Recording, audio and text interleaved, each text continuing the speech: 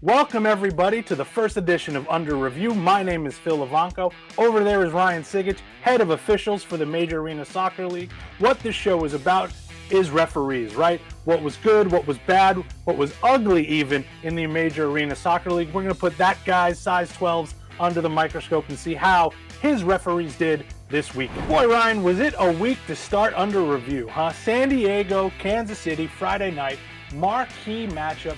10 cards in the fourth quarter, 20 penalty cards. I mean, they almost knew we were going to do this show, right? How do you see, in your analysis, how do you handle a game that got sort of, the referees are trying to control that as best as possible? How do you assess their performance? Yeah, good question. There's a couple different schools of thoughts here, right? So, some people look at it like, should the referee go out and feel out the players first and then adjust to the way they're calling the game to how the players are playing? The other school of thought is that the referees will go out and set the tone and then the players should adjust. And then you have a third school, sometimes philosophy, maybe somewhere between those two. So I think in that particular game, the referees, I felt they started out calling a fairly tight game with the intention of setting the tone of it, taking control of the game early.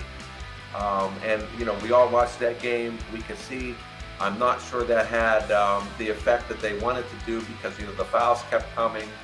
The referees in that game, a very experienced crew in Shane Butler and Daniel Radford, lots of experience there. And they kept blowing the whistle, kept calling the fouls, and then reverted to penalties, blue cards, yellow cards, a few red cards there.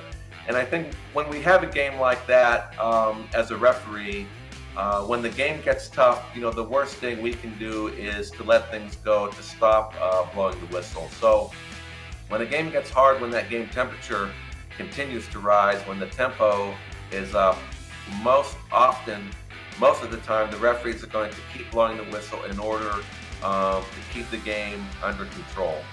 And talking to them both, in their opinion, they felt like no matter what game control strategies they tried, that nothing really worked to the way that they wanted it to.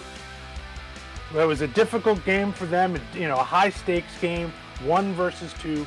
Kudos to Shane Butler and Daniel Radford for controlling that game as well as they could. You ready for another play, Ryan? Sure, let's go. All right, so we're going to head to St. Louis. The Dallas Sidekicks against St. Louis Ambush. The fourth quarter, 3 minutes to go. Felipe Silva is called for tripping. Coincidentally gets a yellow for dissent afterwards. How do you think the crew did on this one? This was a really interesting play here. I've looked at this one over and over again, many times. I can't tell conclusively from the replay. It does appear the defender's leg, comes up there when sliding in, and that's when you can see that the referee on the play, Matt Rodman, he makes that call pretty quick. He believes that there's contact, that the defender, got him pretty good, and stopped the play in a reckless manner. When I'm slowing that down, Phil, I really can't tell. Was it simulation? Was there contact? Was there even, minimal contact and then embellishment? This is a really tough play, really tough call, in my opinion. I'm not sure there's one correct answer, quite frankly. These things happen so fast, so quickly. Great job by Matt Rodman, like you said, assessing it super quick. Last penalty of the game, Marcel Barry on St. Louis. So we got a little controversy back and forth there because it led to a goal. But Marcel Barry again called for tripping. What say you on this one? Yeah, we have a 50-50 ball coming in. The ball's free, and I think we have an extended leg coming in by Barry on the keeper, Gamboa. Really, the best angle to see this one is the one that comes late in the replay here from behind the goal. Mind you, it's obviously that the referees don't have this angle, but this one does show that that the leg here is extended, comes in and makes contact with Gamboa pretty high. So this is the correct call. Yeah, see, and sometimes those extra angles help us. They don't help the referee, but what they do is they support his decision. Those guys have the toughest jobs in the arena, and they got it right once again. It's 100%. It's a game of angles. So true. So how do you think we did the first episode here? I guess pretty good, huh? Yeah, your feet still a little tingly, a little warm still?